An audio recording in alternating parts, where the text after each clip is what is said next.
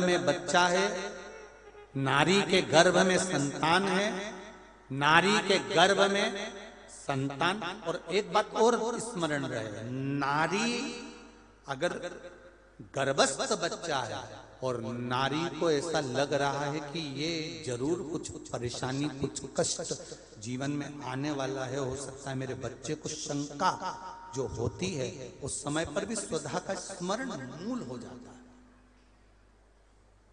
स्वधा का स्मरण मूल हो जाता है। हम तो कहेंगे,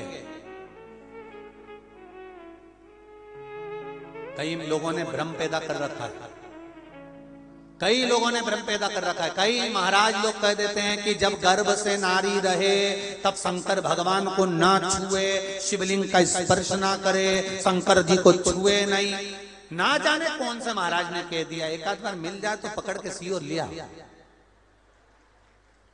जिसने कहा, जब शिव महापुराण की कथा कर रही है, अकाल मृत्यु वो मरे जो काम करे चंडाल का, और काल उसका क्या बिगाड़े जो भक्त हो महाकाल का। जो शंकर का उपासक होता है, शंकर का स्पर्श करता है, शिवलिंग का मात्र स्मरण, केवल स्मरण, केवल स्पर्श करता है, तो कहा उसके कौटि कौटि पाप छिन्न हो जाता है। तो गर्भस्थ नारी, अरे भाई, लिंगायत संप्रदाय का वर्णन हिंगोली से करा था, परली से करा था कि लिंगायत संप्रदाय में शिवलिंग को मानते हैं।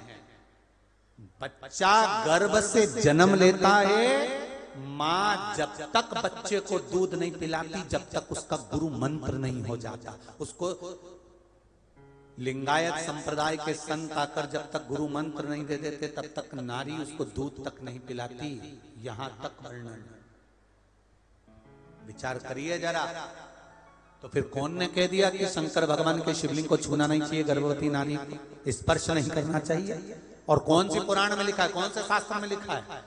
यहां शास्त्र कह रहा है, शिव महापुराण, स्कंद पुराण, लिंग पुराण, नर्मदा पुराण, पद्म पुराण वर्णन करती है। आप दिल से, हृदय से, चित्त से शंकर भगवान की आराधना कर सकते हो।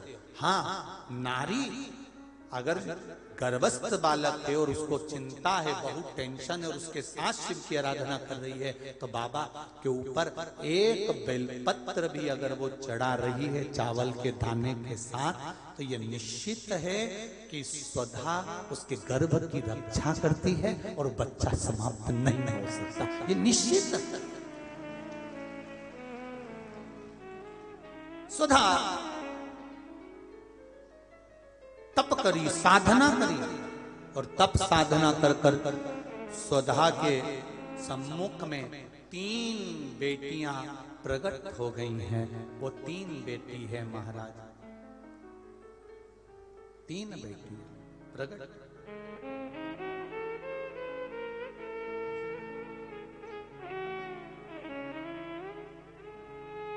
महाराज मैना, धन्या और कला, ये 3 बेटियों का प्रागट्य सम्मुख में हो गया। आप देखेंगे कल की कथा में कि मैना, धन्या, कला, इन तीनों के नाम से जिसको स्वप्न में सांप दिखते हो, मरे हुए व्यक्ति नजर आते हो, या घर में बार बार घात आ रही होती है, तो पितरों की 3 लड़कियां, मैना, धन्या और कला, इन तीनों के नाम से पीपल के पत्ते की बंदरवाल कैसे बांधी जाती है, जिससे घर में सांप भी नहीं निकलते, स्वप्न में सांप नहीं दिखते, और घर में कोई गलत कार्य नहीं होता।